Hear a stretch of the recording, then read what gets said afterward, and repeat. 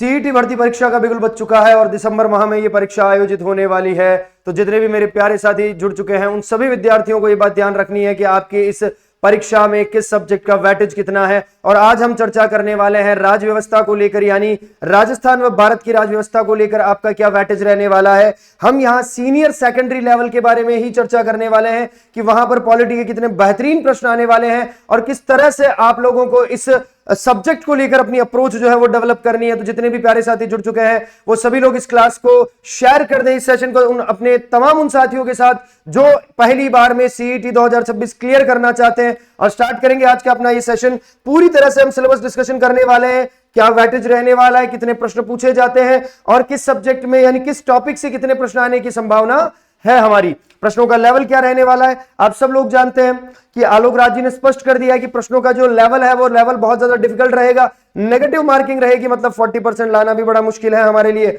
और अगर आपने अभी तक अक्षांश का टेलीग्राम चैनल, लक्ष्य क्लासेस का व्हाट्सएप चैनल या फिर लक्ष्य क्लासेस का टेलीग्राम चैनल ज्वाइन नहीं किया तो आप हमारा ये QR कोड स्कैन करके लक्ष्य परिवार का हिस्सा बन सकते हैं। और यहां पर मैं सबसे पहले चर्चा करूंगा हमारी इस एग्जाम स्कीम के बारे में कि भाई साहब क्या परीक्षा का पैटर्न रहने वाला है। तो देखिए यहां पर ये राजस्थान कर्मचारी चयन बोर्ड जयपुर के द्वारा परीक्षा आयोजित होने वाली है, समान पात्रता परीक्षा। और इसके तहत आपको याद रखना है कि सीनियर सेकेंडरी जो है वो परीक्षा स्कीम क्या रहेगी 2026-27 को लेकर हम चर्चा कर रहे हैं। लगभग 150 प्रश्न पूछे जाएंगे आप लोगों के, 300 नंबर के 3 घंटे का पेपर रहेगा और यहां पर बहुविकल्पीय प्रश्न होंगे। और इस परीक्षा में नकारात्मक मूल्यांकन होगा, याद रखिएगा क्या होगा बेटा, तो नेगेटिव मार्किंग होगी, यानी यहां पर नेगेटिव मार्किंग इस बार रहेगी। और साथ ही साथ आप लोगों को याद रखना है पासिंग मार्क्स कितने रहेंगे, 40% रहने वाले हैं। और याद रखना पेपर का जो स्तर है वो क्या रहेगा, पेपर का स्तर रहेगा बहुत ज्यादा कठिन। पेपर का स्तर क्या रहने वाला है, कठिन रहने वाला है, मतलब अब इजी नहीं होगा सीईटी पास करना, यानी 40% लाना अपने आप में बहुत बड़ी बात है, बहुत टेढ़ी कीर होने वाली है अगर हमने बहुत अच्छे से और बहुत व्यवस्थित तरीके से तैयारी नहीं करी है तो। और यहां पर आप लोगों के सिलेबस में राजस्थान का इतिहास है, कला संस्कृति है, सांस्कृतिक व साहित्यिक परंपरा है, विरासत है, यानी प्रॉपर कला संस्कृति ले लीजिए, भारत एवं राजस्थान का भूगोल, राजस्थान पर विशेष बल के साथ भारतीय राजनीतिक व्यवस्था और उसके साथ साथ राजस्थान की अर्थव्यवस्था, दैनिक विज्ञान, तार्किक विवेचन, मानसिक योग्यताएं, सामान्य हिंदी, सामान्य इंग्लिश, कंप्यूटर और समसामयिक घटना यानी करंट अफेयर। लगभग 8-9 विषय आप लोगों के हैं और उन 8-9 विषय को इस तरह से डिवाइड करके पढ़ना है बेटा कि पहली बार में आप सीईटी की परीक्षा पास कर ले। नेगेटिव मार्किंग भी रहेगी तो दुविधा है हमारे लिए। हम यहां चर्चा करेंगे सबसे पहले हमारे इस सिलेबस को लेकर। आप लोग एक बात ध्यान रखिएगा, हम अगर सिलेबस के बारे में बात करें तो ये मान करके चले कि लगभग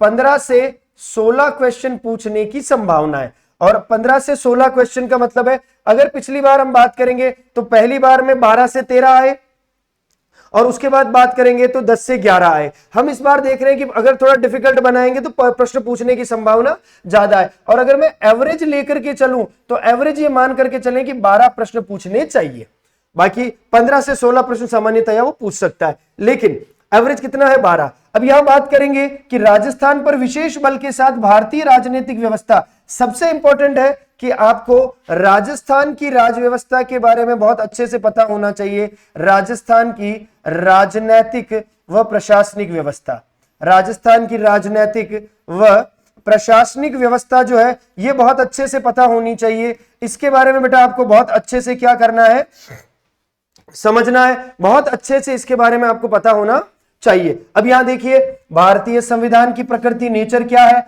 प्रस्तावना यानी उद्देशिका, मौलिक अधिकार, राज्य के नीति निदेशक तत्व, मौलिक कर्तव्य, राजस्थान की राज व्यवस्था, राजनीतिक व प्रशासनिक व्यवस्था। इसमें देखो बेटा क्या क्या है, स्टेट पॉलिटी पूरी और बहुत बढ़िया करनी है आपको, राज्यपाल। अब आपको राज्यपाल बहुत अच्छे से पढ़ना है बेटा कि राज्यपाल को लेकर हम जब चर्चा करते हैं तो राज्यपाल के पद को लेकर क्या व्यवस्था है, राज्यपाल के पास शक्तियां क्या क्या है और राजस्थान के बारे में क्या क्या प्रावधान है। यानी जब मैं राज्यपाल के बारे में बात करूंगा तो एक तो आपको क्या ध्यान रखना है बेटा, एक तो हम यहां पर पढ़ते हैं संवैधानिक प्रावधान, एक तो हम यहां क्या पढ़ते हैं तो याद रखना, एक तो हम यहां पढ़ते हैं संवैधानिक प्रावधान, नंबर एक बात, एक हम पढ़ते हैं यहां पर इनके बारे में शक्तियां और एक हम पढ़ते हैं राजस्थान के बारे में प्रमुख तथ्य। तो कितनी बातें हो गई बेटा, 3 बातें हो गई।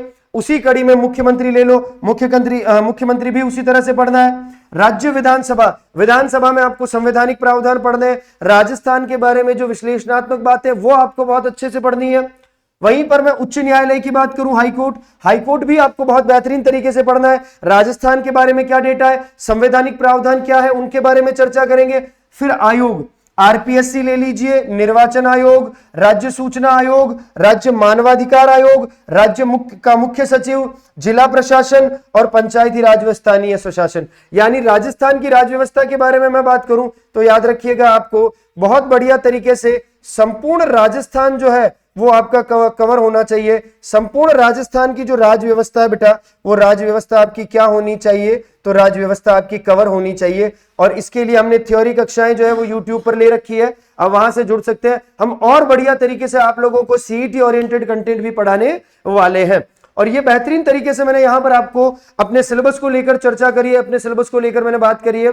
अगर आप लोग पहली बार में सफल होना चाहते हैं तो आप लोगों को जुड़ना है लक्ष्य क्लासेस के ऑफलाइन सेमिनार के साथ, जो प्रातः 10 बजे शुरू होने वाला है।